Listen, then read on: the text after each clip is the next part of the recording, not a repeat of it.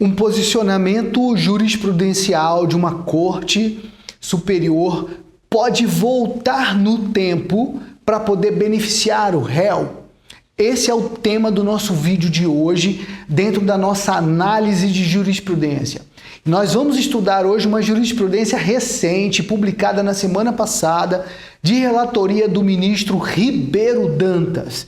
Como nós sempre dizemos, Ribeiro Dantas tem se consagrado um ministro com uma mente garantista, sempre julgando os casos de direito penal, processo penal em favor do réu. E no vídeo de hoje, a jurisprudência é o agravo regimental no habeas corpus número 866, 834, originário de Santa Catarina. Esse habeas corpus ele é extremamente importante, porque ele pega 3 matérias que têm sido debatidas ao extremo, de forma extenuante dentro do STJ, e ele confirma que essas matérias são matérias pacíficas, sólidas, entendimento solidificado dentro da corte. A primeira matéria é a prova exclusiva da fase inquisitorial, aquela prova, aquele indício que só foi produzido dentro do inquérito, na fase extrajudicial, e não foi reproduzido dentro da instrução criminal em juízo. A segunda matéria é a testemunha por ouvir dizer. Testemunha por ouvir dizer, que também já tinha um forte posicionamento de repúdio dentro do STJ. Agora aqui, nessa decisão, o ministro Ribeiro Dantas, ele sacramenta essa posição no sentido de que não aceitamos mais testemunhos por ouvir dizer dentro da estrutura jurídica brasileira. E por fim, a última posição, ele admite, ele consagra a posição de que é cabível o manejo da revisão criminal fundada no artigo 621, inciso 1. Lembra, o texto do inciso 1 é aquele inciso que diz: quando a sentença condenatória for contrária ao texto expresso da lei, ou quando o julgamento for contrário à evidência dos autos, nos casos, nas situações nas quais se pleiteia a adoção do novo entendimento jurisprudencial mais benigno, desde que essa mudança jurisprudencial corresponda ao entendimento, e aí ele usa 2 expressões que você precisa gravar. Corresponda a um novo entendimento pacífico e relevante. Novo entendimento pacífico e relevante. Sensacional. Eu vou pedir licença para a gente ler alguns trechos, tá? Principalmente aqui da ementa do acórdão. Então, o habeas corpus, anota esse número, eu vou deixar aqui no texto, na descrição do vídeo. Habeas corpus 866, 866, 834 de Santa Catarina, relatoria do ministro Ribeiro Dantas. Agravado, aqui já é um agravo, tá? Um agravo regimental, mas o impetrante é Flávio Rudian Vieira, preso. O habeas corpus é de Santa Catarina. Os colegas advogados que manejaram ele foram os doutores Dalírio Anselmo da Silva, André Bona da Silva e Milene de Bona Silva. Entendimento hoje pacífico agora, pacífico e relevante. Ele diz no final da ementa que impossibilidade de entendimento jurisprudencial mais benéfico, retroatividade, agravo desprovido. Porque aqui foi o seguinte, eles entraram, ganharam o habeas corpus numa decisão monocrática.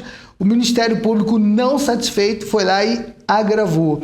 Aí o ministro diz aqui na ementa do agravo: impossibilidade de se dar provimento, entendimento jurisprudencial mais benéfico, retroatividade.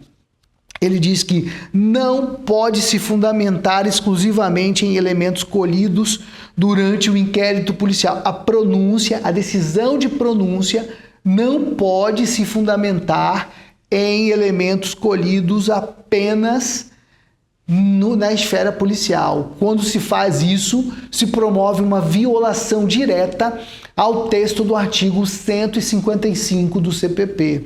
Na sequência, ele diz que, no caso, além de não haver prova idônea para fundamentar a decisão dos jurados, também não havia indícios suficientes de autoria a fundamentar a decisão de pronúncia, na medida em que baseada exclusivamente em elementos inquisitoriais e depoimentos judiciais de ouvir dizer. E esse caso, desculpa, eu cometi um erro na abertura, ele ainda consagra mais um direito, e esse é sensacional. Por quê? O réu, ele já estava condenado pelo plenário do júri, e aí o recurso e depois o habeas corpus discutem a anulação do julgamento pelo plenário do júri, a anulação, e mais, os efeitos da decisão retornam no tempo à fase de instrução criminal e anulam a pronúncia. Olha a magnitude dos efeitos dessa decisão. Olha a correção de um erro judicial. E tudo começa por meio de uma ação de revisão criminal. Tudo começa por meio. Chegou aqui por um habeas corpus? Chegou, mas começou com uma ação de revisão criminal. Olha que importante. Eu quero destacar mais alguns trechos desse voto importantíssimo, você precisa baixar e ler, tá? Faça isso, porque vai acrescentar muito na sua expertise jurídica. Ele cita aqui, que da análise dos autos sobressai que nem que se o tribunal tivesse dado provimento ao recurso e determinado novo julgamento dos pacientes sobre o fundamento de que a decisão do júri estaria contrária à prova dos autos, teria-se observado a melhor solução, na medida em que, na presente hipótese, a avaliação deve-se voltar à fase do judicio accusationis. Quer dizer, ela tem que voltar no tempo para observar se a instrução está correta. Ora, como dito, é preciso ir além na medida em que a questão envolve a admissibilidade da prova, estandarte probatório, e não apenas a sua conformidade aos fatos. Não se trata de asserir que a decisão é manifestamente contrária à prova dos autos, mas sim que a decisão ela não poderia ser proferida por apoiar-se em indícios colhidos na fase inquisitorial, não confirmados ou corroborados em juízo. Esse é um trecho de um RESP de relatoria do ministro Rogério Schietti, da 6ª turma, julgado em 2021. É quando ele começa a firmar essa posição.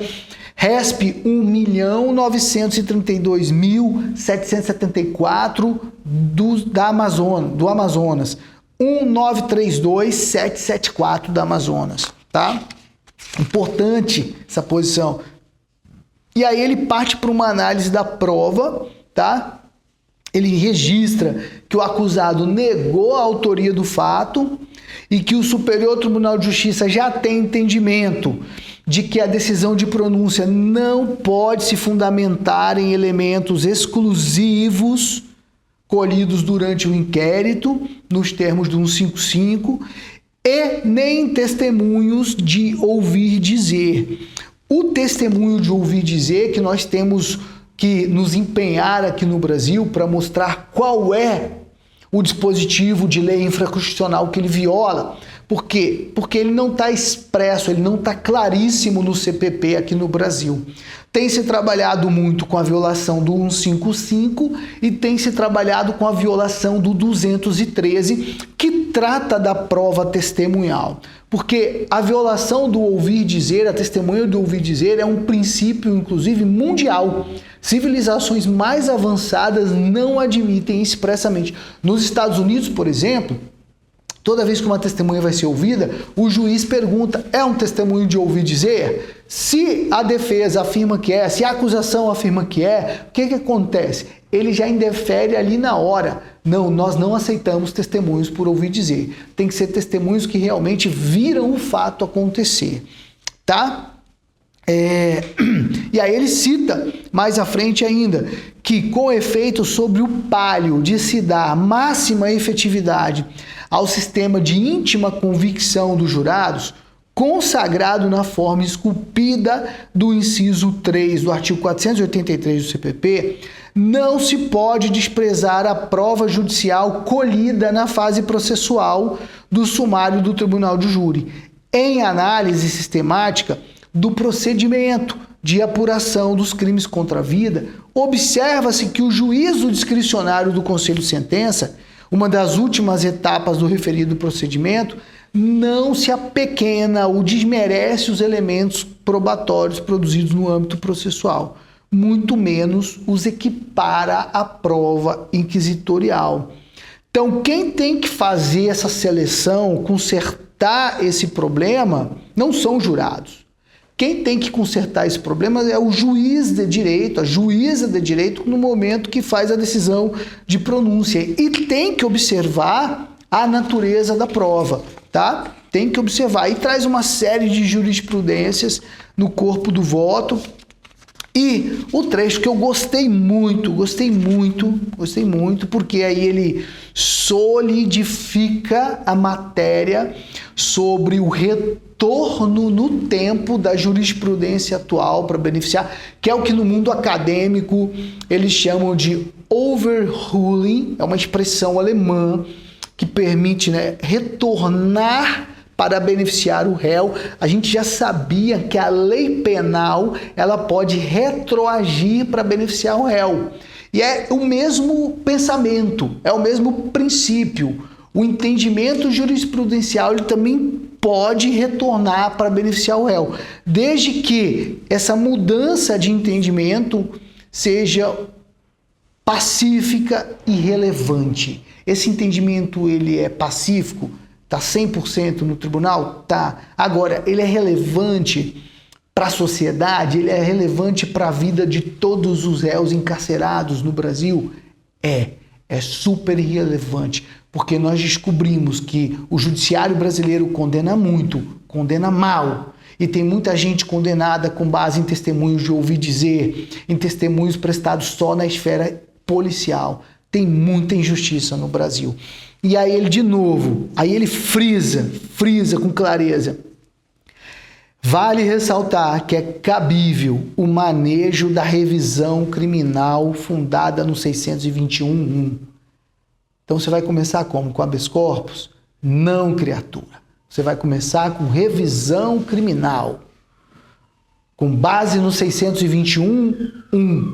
Situações para se pleitear a adoção do novo entendimento jurisprudencial. Você vai poder, por meio da revisão, pedir para se aplicar em casos do passado o novo entendimento jurisprudencial. Claro, desde que essa mudança de entendimento desde que essa mudança jurisprudencial traga um novo entendimento pacífico e relevante. Aí ele citou uma revisão criminal número 5.627 do Distrito Federal, de relatoria do ministro Joel Irlan Partionik, terceira sessão, julgado de 13/10/2021. Vale a pena também ler esse voto. E agora, depois desse voto aqui do ministro Ribeiro Dantas, está consolidado no Poder Judiciário brasileiro que se pode voltar no tempo para mudar, para adotar uma jurisprudência, um entendimento novo que seja pacífico e relevante. Pacífico e relevante. Eu quero te convidar a se inscrever no canal, acionar as notificações, curta esse vídeo, compartilhe ele para colegas, pessoas que você conhece, que sabem que precisam conhecer esse tema. Seja você um advogado, uma advogada criminalista, ou seja você um familiar que tem um filho, um marido, um irmão preso, procure soluções jurídicas adequadas, porque existem caminhos para melhorar a vida das pessoas. E mais, deixe o seu comentário, sua crítica, escreva aqui, dê uma sugestão para os próximos vídeos. Eu aguardo você nos próximos vídeos. Deus te abençoe sempre, poderosamente.